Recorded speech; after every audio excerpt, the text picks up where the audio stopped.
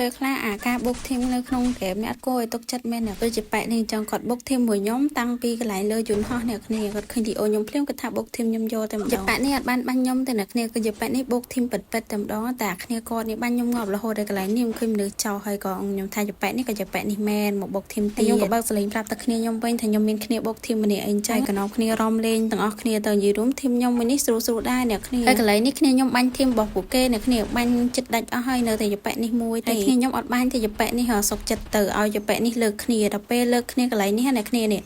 គឺជាប៉ែនេះចាប់ដើមលើកគ្នាហើយក៏មួយដែលបាញ់ខ្ញុំងាប់មាញ់ហ្នឹងនេះលើកគ្នាហើយគឺថារស់មកវិញគឺបាញ់ខ្ញុំយកម្ដងទៀតណាខ្ញុំមិនដឹងតែក្នុងខួរគិតអីតែអាបុកធីមទាំងអស់គ្នាគេអត់បាញ់ហើយហ្នឹងណានៅតែធ្វើអញ្ចឹងខឹងក៏បាញ់អាប៉ែនោះងាប់វិញទៅឲ្យលើកគ្នាបន្ទាប់ពីលើកគ្នាបានទាំងអស់គ្នាតែចុះសម្រងគ្នាខ្ញុំគិតថាអូប្រហែលជាធីមនេះលេងដល់ទៅចុងម៉ែបអីអញ្ចឹងណាអ្នកគ្នាកន្លែងនេះគឺបុកបានទាំងអស់គ្នាតែម្ដងណាគ្នាខ្ញុំដល់ចុងគ្នា3នាក់ហ្នឹងគឺបុកបានជាមួយគ្នាគេបន្ទាប់ពីរត់លេងមិនតិចហ្នឹងរត់ក៏ជោបប៉ះធីមមួយទៀតបាញ់ដាច់គ្នា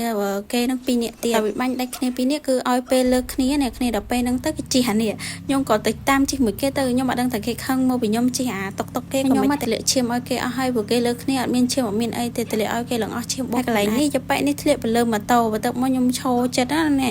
អាប៉ែមួយនេះបាញ់ខ្ញុំទៀតនិយាយទុំតើអាប៉ែនេះឆ្លៀតឱកាសហ្មងបាញ់ខ្ញុំរហូតតាំងពី